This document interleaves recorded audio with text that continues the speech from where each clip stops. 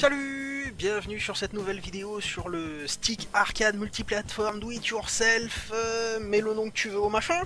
Donc aujourd'hui, comme vous le voyez, j'ai ressorti l'oscilloscope, j'ai mis ça, la Mega Drive, hein. Je sais pas si vous allez le voir, j'ai branché l'Arduino sur la petite plaquette là. D'ailleurs celui-là est inutile. Hop. Et sur les mêmes fils, j'ai branché l'électrocardiographe. Hein. On a un petit problème avec notre projet. L'Arduino en tant que tel, avant de faire cette vidéo, j'ai fait quelques tests. L'Arduino n'est pas assez rapide. Je vais vous montrer ça. Hein. Donc vous vous souvenez ici ce qu'on voyait. Hein. De toute façon, je vais vous la refaire. Donc ici, j'ai créé un petit programme qui ne fait que deux choses. Il prend la mesure de la pin 7 pour savoir quand est-ce qu'il faut regarder quel téton. Hein. D'ailleurs, à ce propos-là, j'ai encore fait une boulette hein, sur le schéma d'avant. Dans la description, vous trouverez enfin la version définitive du schéma et qui est définitivement correct. Voilà. Enfin. Et donc je m'excuse auprès de Texas Instruments qui s'était pas planté sur sa documentation. C'était moi qui m'étais planté au tout début. À force de retourner la manette comme ça, en fait j'ai inversé la broche 3 et 14. Bravo Electro du dimanche. Donc, si jamais vous avez des problèmes dans vos schémas, remettez toujours en question votre travail avant de remettre en question la documentation. D'accord? Faites pas comme moi. Bon, maintenant que ça c'est dit, j'ai branché l'alimentation de la Mega Drive, tout est bon. Hop. Toi, je vais te mettre comme ça. Hop. Pour que vous voyez bien. Il n'y a pas de manette qui est branchée là.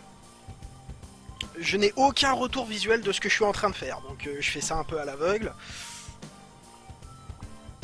Donc la procédure, oui. Alors, la petite carte Arduino, tout ce qu'elle va faire, c'est vérifier, enfin lire l'état qu'il y a sur la broche 7. En même temps, l'oscilloscope, donc l'électrocardiographe ici, va regarder en même temps ce qui se passe. Et on va voir si on va voir la même chose que ce que voit la carte Arduino. Moi je vous le dis d'emblée, on va pas voir la même chose. Donc, hop, il nous faut l'environnement Arduino. Voilà. Donc, on regarde le petit programme que j'ai fait. Hein. Donc, alors, dans le setup, là où on configure comment doit se comporter chaque broche ou le microcontrôleur, je lui dis de configurer la broche 2, enfin l'entrée numéro 2, parce que c'est pas la broche 2 du microcontrôleur, c'est un bordel sans nom, hein, comment qu'ils ont câblé ça. Donc sur l'entrée numéro 2 ici, j'ai branché le fil 7. Ce qui veut dire que je configure l'Arduino pour dire qu'il surveille l'état de l'entrée 2, et que donc l'entrée 2 est une entrée. Haha. Ensuite, je lui dis d'initialiser la transmission vers le PC sur le port série à la vitesse de 9600. Ne vous inquiétez pas, on va pas se faire flasher hein, à cette vitesse-là. C'est même ridiculement faible.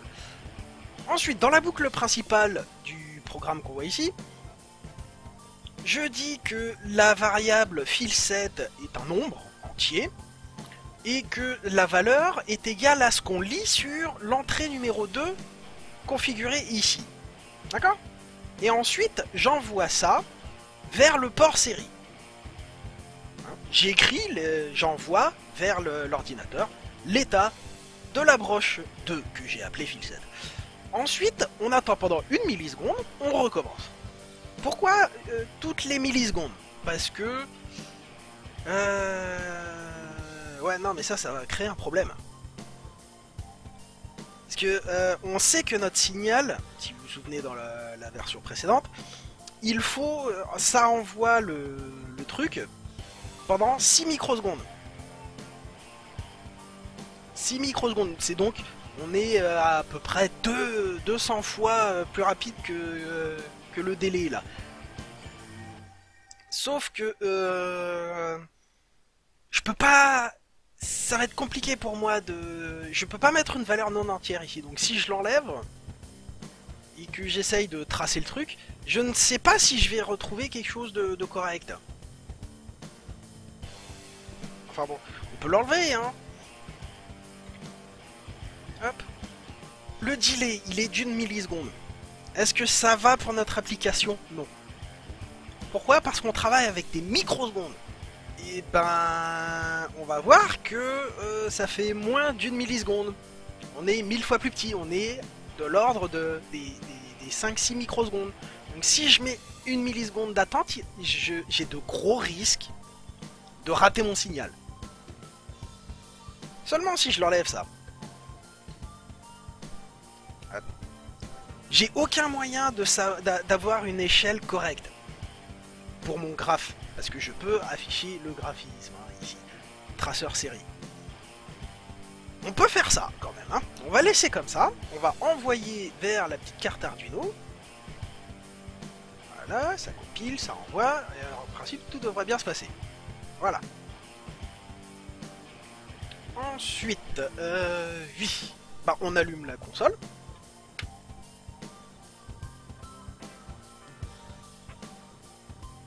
Donc là, on est à 50 Hz. Hein. Là, si on avait un signal correct à 50 Hz, donc on va afficher le traceur série, voilà. Et vous allez voir que ça, on devrait le voir 50 fois par seconde. C'est pas le cas. On le voit une fois de temps en temps, notre signal ici. Alors, est-ce que c'est lié à la transmission? C'est possible. Mais là, on voit qu'on a notre signal à l'électrocardiographe et on a que dalle à l'écran là. Donc c'est pour ça que je vous dis que l'Arduino, dans ces conditions-là, n'est pas assez rapide. Pourquoi? Parce que j'ai cherché un peu de documentation à droite et à gauche. Et en fait, ce qui se passe, c'est que si on utilise le code brut, comme on a là, comme j'ai utilisé, et ben... en fait, ça là, ça prend 4 microsecondes. Notre signal dure 6 microsecondes. Donc ça veut dire que il y a des chances qu'on ne le voit pas. Et effectivement, on constate qu'on ne le voit pas.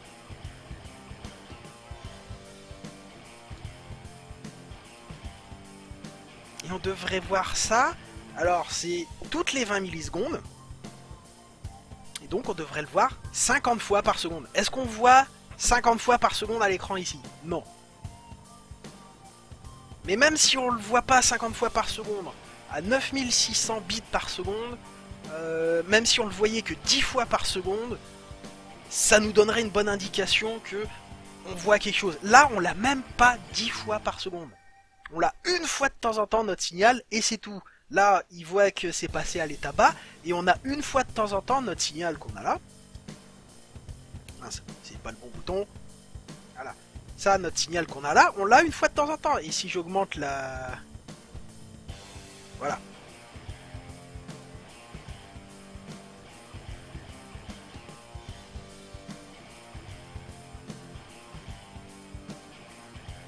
Bon là ça fait un peu n'importe quoi, c'est pas grave, mais on voit que ici on a un signal qui est très régulier, qu'on n'a pas à l'écran.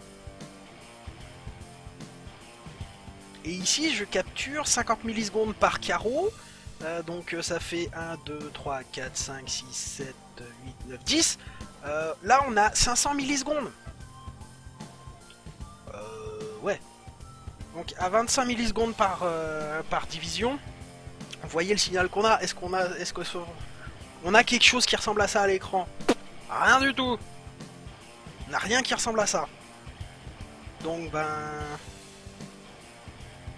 Ouais, l'Arduino n'est pas assez rapide pour ça. Alors, je pourrais enlever la transmission série. On aurait peut-être, et je dis bien peut-être, une meilleure acquisition des changements d'état. Là, dans ce mode-là, même l'oscilloscope, il commence à avoir du mal. Hein. Il y a des moments, il perd un peu le signal.